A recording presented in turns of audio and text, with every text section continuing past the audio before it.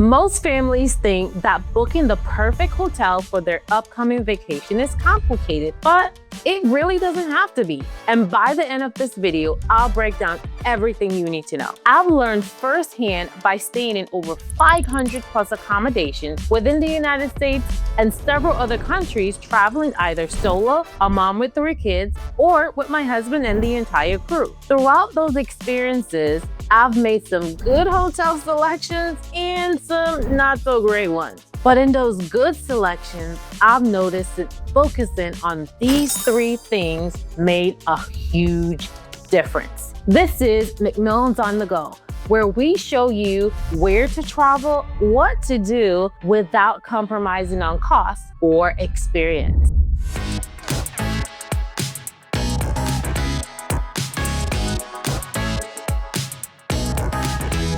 Today, I'll break down exactly how to pick the perfect hotel for your next vacation. Let's get into it. First, decide on the stay. What type of stay are you interested in? The type of accommodation selected heavily determine your vacation experience. Stays to consider would be hostels, Airbnbs, hotels, resorts. Let's talk about each. Hostels.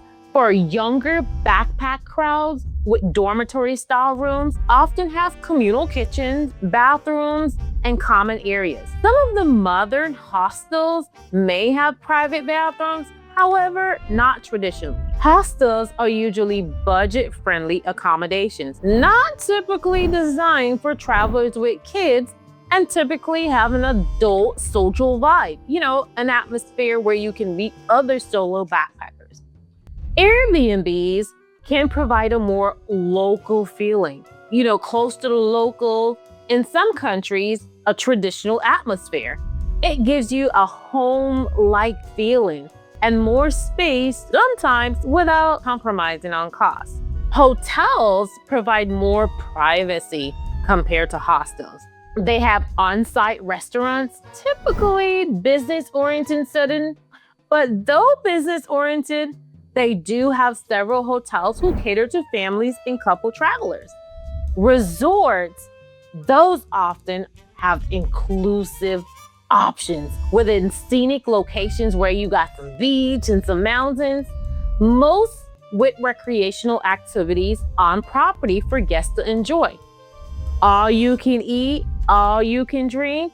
It allows the traveler to be able to vacation right on property without even leaving or paying any additional costs. Again, the experience you want will determine the cost, from the most budget-friendly option of a hostel to the all-inclusive option, which will most likely cost you a bit more.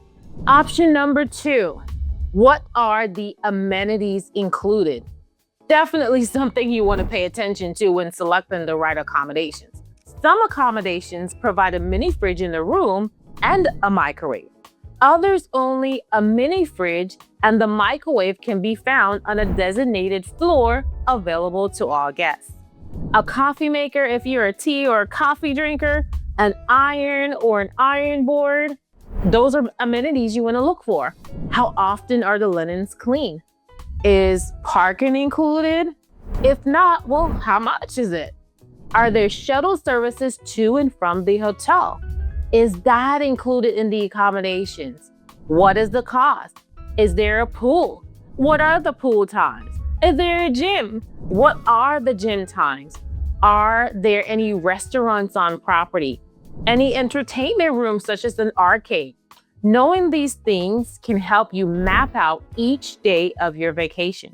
I know for our family, we typically map out a day and a half where, depending on the accommodations, we check out what's on property and test it out. Going to the pool, checking out the restaurant on property, a game room such as an arcade, those type of things. And the third thing you want to look for is the reviews. Past guest reviews are important. When checking reviews, you want to look for 3 things. 1, the check-in process. The hotel check-in process is like a first impression on a date. It's the accommodations opportunity to show you what the rest of your travel experience will be like. In my experience, 9 out of 10 times, if the check-in process sucks, the rest of the stay might not be any better. During check-in, you want to look for the length of check-in. How many people are serving the guests? Not enough agents could mean short-staffed, which could mean short-staffed in other areas. If it's peak check-in time, they should have at least 3 to 4 agents checking in. If it's low check-in time, at least 2. Also pay attention to how smooth the check-in process was and how associates were. Were they professional and courteous? These are key things that will truly make or break your travel experience. Another thing I look in the reviews are safety. You want to make sure you are staying somewhere safe, where there's visible security and your vacation experience is going to be comfortable. You want to know, is the location safe? And last thing you want to look for when you're looking at those reviews are cleanliness. How are the rooms visually?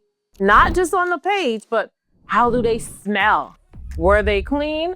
How often are they clean? How often are the linens clean?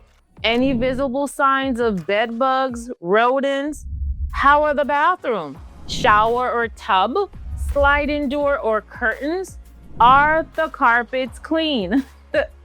These are things you should look for in reviews to ensure a smooth, comfortable vacation experience. And bonus, if there's a restaurant on property, you want to know, how was the restaurant on property? How was the food? How was the service? How was the price? These are the 3 key things that I look for when selecting an accommodation for my family. Tell me, did I miss anything? Is there anything that you would add to this list? Let me know in the comments.